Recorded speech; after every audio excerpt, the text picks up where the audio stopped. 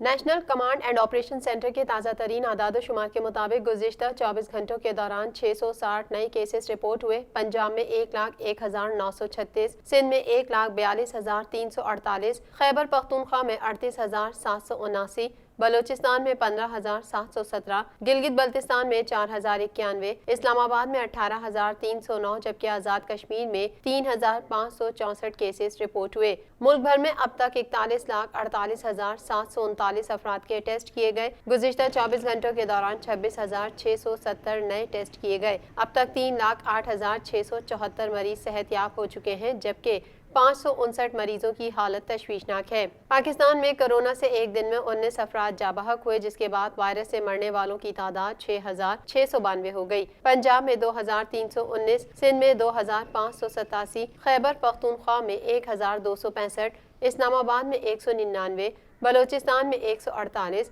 گلگت بلتستان میں 90 اور آزاد کشمیر میں 84 مریض جان سے ہاتھ دھو بیٹھے۔